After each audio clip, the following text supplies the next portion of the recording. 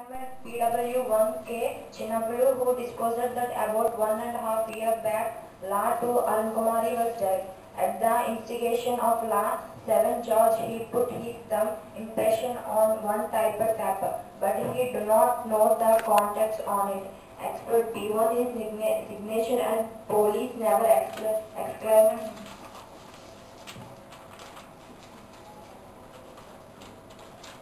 During his cross-examination, he charged that La 2 underwent operation for 3 times. He spent about 7.5 lakhs money for the 3 surgeries, medicines and transporting charges. Accused got donations from In Jesus Name Ministry for an amount of 4,50,000 by way of 2 checks to him, and also took the money from the accused and spent the same for his daughter's operations. The remaining expenses be approached for Arogyasri benefits. ఇది పాప చదివింది కదమ్మా, ఇది నేను తెలుగులో మీకు చెప్తున్నాను ఏం జరిగింది అన్నది. ఈ PW1 అనే అతను కే చిన్నబ్బులు అన్న అతను నా మీద కేసు పెట్టడం జరిగింది. అతను జడ్జి గారి ముందు ఏ విధమైన మాటలు మాట్లాడాడు అన్న అంశమే ఇది. అదేంటంటే, సంవత్సరన్నర క్రితం నా కుమార్తె అరుణకుమారి చనిపోయింది. అయితే ఈ విషయాలన్నీ కూడా నాకు అసలు ఏమీ తెలియదు. LW7 అంటే మా ఇండియన్ మినిస్ట్రీ డైరెక్టర్ అయిన జార్జి గారు చెప్పినట్టుగా మేము నడుచుకున్నాము. పేపర్స్ మీద కంప్లైంట్ రాసి ఆయన ఎక్కడైతే ఏలుముద్ర వేయమన్నాడో అక్కడ మేము ఏలుముద్ర వేయటం జరిగింది. ఆ విషయాన్ని నేను పోలీసుల దృష్టికి తీసుకెళ్ళాను.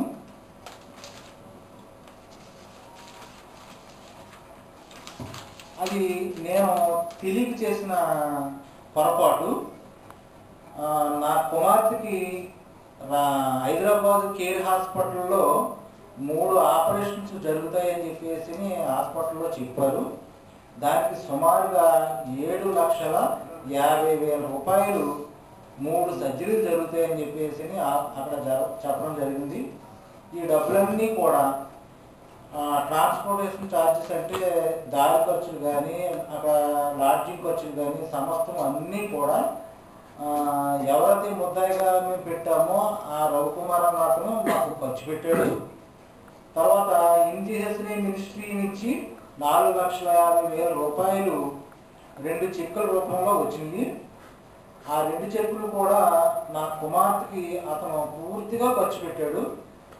ఖర్చు పెట్టగా ఇంకా డబ్బు 7,50,000 అవసరంలో 4,50,000 పోతే ఇంకా 3,00,000 రూపాయలు ఇంకా ఉంది. కాబట్టి ఆ డబ్బుని మేము ఆరోగ్యశ్రీ బెనిఫిట్స్ ద్వారా మేము తీసుకున్నామండి అని చిన్నప్పుడు అన్న ఆయన కోర్టులో జడ్జి గారి ముందు ఒప్పుకున్న మాట్లాడినాయి. తర్వాత 11 వచ్చారు. PW2K Simon disclosed that about 1.5 years back, LW2 Kumari was dead. At this instigation of LW7 George, PW1 put his thumb impression on this report. She do not know the context on it and police never exclaimed her. ఇది ఏంటంటే అదే విషయాన్ని court సాయం గారు కూడా judge గారి ముందు వాళ్ళందరి ముందు ఆమె ఏం చెప్పిందంటే, నా కుమార్తె ఇలాగా సంవత్సరాల క్రితమే చనిపోయిందండి. LW7 అంటే జార్జి అంటే మా డైరెక్టర్ అంటే రాజమండ్రి నుంచి వచ్చినాడు కదా, మరి ఆయన చెప్పిన మాటలే వీళ్ళు విన్నారు. ఎందుకంటే నేను మీకు డబ్బిస్తాను, ఆయన మీద మీరు కేసు ఎట్టండి అని చెప్పేసి వీళ్ళని ప్రోత్సహించిందే అతను. లేదంటే వీళ్ళు అంత ప్రోత్సాహకరంగా వీళ్ళు వెళ్ళరు. ఎందుకంటే డబ్బు అంటే ఎవరికైనా ఆశ కదా, ఆ ఆశ గురించి వాళ్ళు వెళ్ళారు. అయితే తీరా చూసేటప్పటికి ఇదే ఇక్కడే అద్భుత కార్యాలు దేవుడు చేయడం అంటే వాళ్ళు ఏమైతే నా గురించి వేదగా ప్రసాదాలు చేశారో వాళ్ళే ఖచ్చితంగా ముందు దేవుడు ఒప్పించేలాగా దేవుడే చేశాడు. అక్కడ ఈ LW7 అన్న కూడా చెప్తేనే మేము చేసాం కానీ మాకు అసలు ఏమీ తెలియదండి, దాని మీద మేము పోలీస్ కేసు పెట్టడం జరిగిందండి అని వాళ్ళు చెప్పడం జరిగింది. 12 Considering the hostile evidence of PWS 1 and 2, the learned ABP gave up the evidence of other witness on record. On pursuit of the record, there is no incriminating evidence disposed against the accused by the prosecution witness, and the evidence available on record is not at all sufficient to convict the accused for which they charged. Therefore, I told that the prosecution utterly failed to prove their case against the accused beyond all responsible doubt. ఇక్కడ విషయం ఏంటంటే ఫైనల్గా court వారు తర్వాత ఆ కోర్టులో APP అని చెప్పేసి ఉంటారు.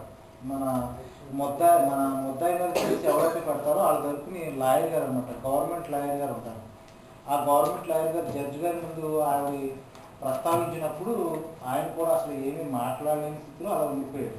ఎందుకంటే ఏదో కేసు పెట్టారు, ఈ కేసు విషయాన్ని తీరా చూసినట్లయితే ఏ విధంగానూ కూడా అతను తప్పుడోడు అని నిందేశారే కానీ అతను తప్పుడోడు కాదు, నిజాయితీ పరుడు అని జడ్జి గారు నమ్మి ఈ కేసుని కొట్టివేయడం జరిగింది అని ఆవిడ ఫైనల్గా మనకి తీర్పు ఇచ్చారన్నమాట. అది ఈ అంశం. ఇది కూడా మీ దృష్టికి తీసుకురావాలని తీసుకొచ్చాం. ఇదే విషయాన్ని ఒకసారి అయిగా మీరు కూడా విన్నారు కదండి. ఒకసారి ఇక్కడ మీటింగ్ పెట్టాము, ఇలాగ నా మీద లేనిపోయింది పెట్టారు, ఇలాగ 7 లక్షల రూపాయలు ఖర్చు అవుతుంది, దాంట్లో నేను ఇంత అమౌంట్ని తీసుకొచ్చాను అని చెప్పేసి కూడా నేను ఇక్కడ మీటింగ్ పెట్టి చెప్పడం జరిగింది. ఏమైతే ఆ రోజుని నేను ఇక్కడ చెప్పామో అదే వాళ్ళ ద్వారా దేవుడు ఆ గొప్ప కార్యాన్ని అక్కడ మా పట్ల ఆయన నెరవేర్చారు. వాళ్ళు ఎన్నో మాటలు మాట్లాడారు, ఎన్ని మాటలు మాట్లాడినా ఎక్కడెక్కడో ఎన్నో విషయాలు మాట్లాడారు. కానీ నేను ఎప్పుడు కూడా అవి ఏం మాట్లాడినా నేను వాళ్ళ విషయంలో కూడా నేను ఎప్పుడు కూడా నేను చెడు మాటనే మాట్లాడలేదు. ఎందుకంటే వాళ్ళకి అసలు ఏమి తెలియదు యాక్చువల్గా చెప్పాలంటే. ఇదంతా కేవలం ఏంటంటే మా డైరెక్టర్ చేసిన పని ఇది. ఆ జార్జ్ అన్నవాడు వీళ్ళని కలవటం, వీళ్ళని పిలిచి ఒరే మీకు ఎంత డబ్బు వచ్చేసిందిరా, మీ డబ్బు అంతా మీదేరా, మీరు ఎందుకురా, నేను చెప్పినట్టు మీరేనా నా డబ్బు అంతా మీకు ఇప్పిస్తాను, మీకు 2 లక్షల రూపాయలు ఇప్పిస్తాను, మీ కూతురికి 5,000 రూపాయలు జీతం ఏర్పాటు చేస్తాను అని ఎంతో గొప్పగా చెప్పడం. ఇవ్వాలి ఇంకేముంది, ఆయన కంటే అధికారి మాకు ఎంత గొప్పగా చెప్పేస్తాడు కాబట్టి మేము అధికార పక్షాన్ని నిలబడతాం, మాకు డబ్బులు వస్తాయి కదా అని చెప్పేసి ఆశపడి వాళ్ళు వెళ్ళారు. ఎలా చూస్తే దేవుడు మరి వాళ్ళని మార్చడం కూడా జరిగింది. కనుకని వాళ్ళు నిజాయితీని అక్కడ కరెక్ట్గా ఒప్పుకున్నారు. మ్యాచ్ అయింది కదా, మనం ఆ రోజు మేము మాత్రమే మాట్లాడాము, అదే విషయంలో ఇప్పుడు మ్యాచ్ చేయడం జరిగింది. ఇంకో విషయం ఏంటంటే నేను ఫస్ట్లో ఈ ఆపరేషన్ జరుగుతున్నప్పుడు నేను వాళ్ళకు ఒక మాట చెప్పాను. ఏం చెప్పానంటే, అమ్మ నేను ఆపరేషన్ చేయించాను, మీ దగ్గర నుంచి నేను రూపాయి నేను ఎడను, ఆపరేషన్ చేయించాను, నీ కూతురికి పెళ్లి చేసుకోవడానికి 30,000 డిపాజిట్లు నేను చేసి మీకు అప్పగిస్తాను అని చెప్పేసి ఆ రోజున నేను డిపాజిట్ చేయడం జరిగింది. ఆ డిపాజిట్ని కూడా ఎందుకు నా మీద కేసు పెట్టారు, ఆ డిపాజిట్ ఇవ్వద్దు, ఎందుకు మనం దాన్ని క్యాన్సిల్ చేసేద్దామని చెప్పేసి మా వాళ్ళు అందరూ కూడా చెప్పారు. చెప్పినప్పుడు నాకు అలుగులు నాన్న నాకు ఏం చెప్పాడంటే, ఒరే నువ్వు ఆ రోజు నీ దేవుని దగ్గర నువ్వు ఒప్పుకున్నావు, ఆపరేషన్ చేయించి 30,000 ఇస్తానన్నావు, నువ్వు కేసు నగ్గకపోయినా నువ్వు మట్టుకు ఆ 30,000 మట్టుకు నువ్వు వాళ్ళకి అప్పగించవలసిన బాధ్యత నీది. ఎందుకంటే దేవుడు దగ్గర నువ్వు ఒప్పుకున్నావు కాబట్టి ఒప్పుదల నువ్వు నెరవేర్చు, ఆయన నీ కార్యం చేస్తాడు అని చెప్పేసి ఆయన అప్పట్లో నన్ను ప్రోత్సహించాడు. ఆయన ప్రోత్సహించినట్టుగానే నేను వాళ్ళ డిపాజిట్ని మొన్నే నేను రిలీజ్ చేసేసి వాళ్ళ అమౌంట్ వాళ్ళకి అప్పించడం కూడా జరిగింది. ఉన్న ఈ సాక్ష్యాన్ని దీవించిన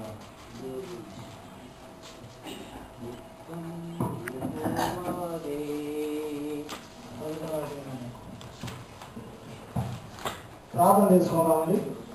అందరూ కూడా తల్లి ఉంటున్నాం. సర్వశక్తి మంతుడా, సర్వవంతుడా, సర్వాధికారి, నా శ్రమలో నిజాత్మను పెరుగుని ఆయన నాకు తన రక్షణ సమాధాన భక్తులు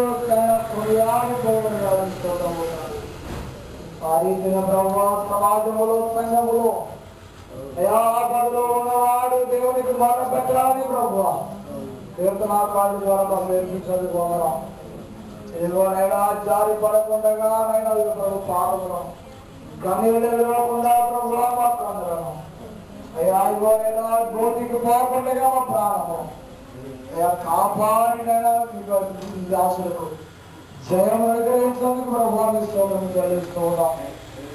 ఇదిగో నిలిచిన తీర్పులో న్యాయమైనవి నువ్వు చేసిన కార్యములు యథార్థమైనది అయా. నీ మాటల్లో ప్రభు నీటి